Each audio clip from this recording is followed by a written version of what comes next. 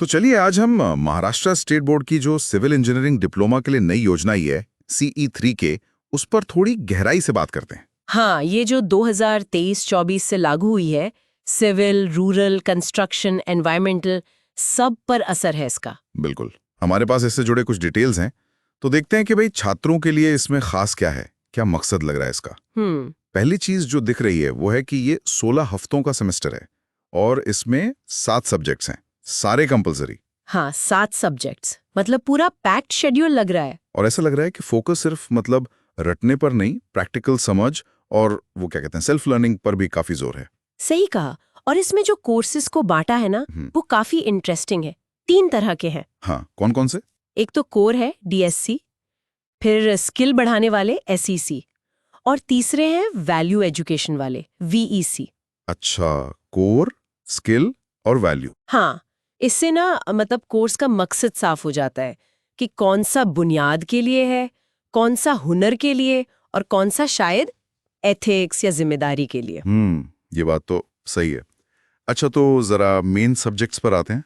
Core में क्या क्या है? कोर में देखो स्ट्रेंथ ऑफ मटेरियल्स है SOM, कंक्रीट टेक्नोलॉजी CTE और हाईवे इंजीनियरिंग HEN। अच्छा, SOM, CTE, HEN, ये तो असासी चीजें सिविल की। बिल्कुल, और इनमें थ्योरी और लैब का अच्छा मिक्स दिख रहा है। जैसे SOM में 4 घंटे थ्योरी, 2 लैब, CTE में 3 थ्योरी, 2 लैब। और हाईवे इंजीनियरिंग में? उसमें भी थ्योरी लैब है। हाँ, उसमें भी 3 थ्योरी, 2 लैब और साथ में सेल्फ लर्निंग एक्टिविटी SLA भी है। ओह, SLA भी है HEN में। हाँ, इसका मतलब शायद ये है कि क्लास के अलावा भी कुछ करना होगा। हो सकता है कोई फील्ड विजिट हो या कुछ रिसर्च टाइप का। हाँ, हो सकता है। अच्छा, फिर स्किल वाले कोर्सेज कौन से हैं? स्किल वाले में है एडवांस्ड सर्वेइंग ASU और building planning and drawing with CAD, मतलब BDC। एडवांस सर्वेइंग और कैड ड्राइंग, ये तो बहुत प्रैक्टिकल स्किल्स हैं। हाँ, इसीलिए इनमें लैब के घंटे ज्यादा हैं थियोरी से। ASU में 3 थियोरी और 4 लैब है, BDC में तो 2 थियोरी और 4 लैब। और ASU में वो सेल्फ लर्निंग का मूल्यांकन भी है ना? हाँ बिल्कुल, मतलब यहाँ सिर्फ लैब में काम करना काफी नहीं, खुद से सीख कर दिखाना भी पड़ेगा। फोकस पूरा स्किल पर है। समझ गया। अच्छा, और कुछ अलग टाइप के कोर्सेज भी दिख रहे हैं, जैसे वो essence of Indian constitution EIC। हाँ, वो वैल्यू एजुकेशन वाला है VC। उसमें तो सिर्फ 1 घंटा थियरी और 1 ट्यूटोरियल है, क्रेडिट भी बस 1। और उसमें कोई क्लासरूम एग्जाम नहीं है। सच में? बिना एग्जाम के? हाँ, सिर्फ सेल्फ लर्निंग एक्टिविटी पूरी करनी है 50 नंबर की। ये तो इंटरेस्टिंग है। मतलब फोकस शायद वैल्यू समझने पर है, नंबर लाने पर नहीं। बिल्कुल, शायद ये एक इंजीनियर की सामाजिक जिम्मेदारी समझाने के लिए हो सकता है। और एक और है कंस्ट्रक्शन मैनेजमेंट CMA, ये कोर है, पर इसमें थ्योरी बस 1 घंटा नंबर का। ये थोड़ा अजीब है, कोर होकर भी इतना कम थ्योरी। शायद इसलिए कि मैनेजमेंट वो करके ही ज्यादा सीखा जाता है, लैब में शायद केस स्टडीज या प्लानिंग एक्सरसाइज वगैरह हो। मुमकिन है। तो कुल मिलाकर देखें तो हफ्ते में कितना बैठता है?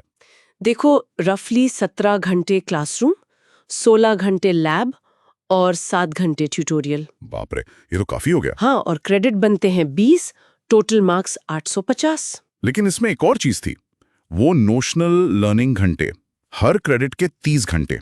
इसका क्या मतलब हुआ? हाँ, ये नोशनल का मतलब है अंदाजन लर्निंग टाइम। इसमें सिर्फ क्लास या लैब का टाइम नहीं है। अच्छा, तो फिर? इसमें वो टाइम भी शामिल है जो छात्र को खुद से पढ़ने, असाइनमेंट करने या वो जो सेल्फ लर्निंग एक्टिविटी है उस पर लगाना पड़ेगा। ओ, मतलब जो 17 + 16 + 7 घंटे दिख रहे हैं वो तो बस डायरेक्ट टीचिंग टाइम है। एग्जैक्टली। असल मेहनत तो शायद इससे कहीं ज्यादा है। 20 क्रेडिट मतलब 600 नोशनल घंटे का काम पूरे सेमेस्टर में। यानी छात्रों का टाइम कमिटमेंट बहुत ज्यादा है असल में। बिल्कुल। और एक चीज थोड़ी चौंकाने वाली लगी, वो नियम कि अगर प्रैक्टिकल में या SLA में कोई फेल होता है, हाँ, तो उसे डिटेन किया जा सकता है या फेल। ये कोई ज्यादा सख्त नहीं है तो सख्त, पर शायद इंडस्ट्री यही चाहती है आजकल। उन्हें ऐसे लोग चाहिए जो सिर्फ किताबी ना हो बल्कि प्रैक्टिकल काम कर सकें, खुद से सीख सकें। तो शायद बोर्ड ने ये सोचकर डाला हो, पर हाँ, छात्रों पर प्रेशर तो बढ़ेगा इससे। खासकर जब ये सेल्फ लर्निंग एक्टिविटीज जैसे माइक्रो प्रोजेक्ट या असाइनमेंट टाइम टेबल में नहीं है। वही तो, ये अनिवार्य है, पर इनका कोई फिक्स्ड स्लॉट नहीं है। तो छात्रों को खुद ही मैनेज करना पड़ेगा अपना टाइम। हाँ, इसमें एक अच्छी बात भी है और एक चुनौती भी। अच्छा, कैसे? अच्छी बात यह है कि इससे टाइम मैनेजमेंट और इंडिपेंडेंट लर्निंग की आदत पड़ेगी, जो आगे बहुत काम आएगी। ये तो है। लेकिन चुनौती ये है कि क्या सारे छात्र बिना किसी स्ट्रक्चर के, बिना टाइम टेबल के इसे ठीक से कर पाएंगे, या ये बस एक एक्स्ट्रा बोझ बन जाएगा? हाँ, ये सवाल तो है। मतलब कुछ को शायद दिक्कत हो सकती है इसे मैनेज करने में। बिल्कुल। तो कुल मिलाकर देखें तो ये साफ है कि ये नया सेमेस्टर सिर्फ क्लासरूम की पढ़ाई नहीं है। नहीं, बिल्कुल नहीं। प्रैक्टिकल स्किल्स पर और खुद से सीखने पर बहुत बहुत ज्यादा जोर है, खासकर ये जो अनिवार्य एसएलए हैं। हाँ, लगता है मकसद यही है कि छात्रों को इंडस्ट्री के लिए ज्यादा तैयार किया जाए। थ्योरी और प्रैक्टिकल का बैलेंस बनाने की कोशिश है।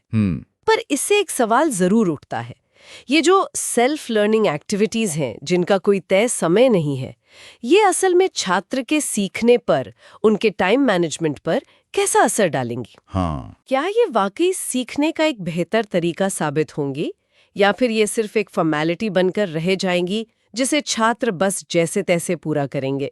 इस पर सोचना जरूरी है। बिल्कुल सही कहा, ये सोचने वाली बात है। इसी विचार के साथ आज की ये चर्चा यहीं खत्म करते हैं।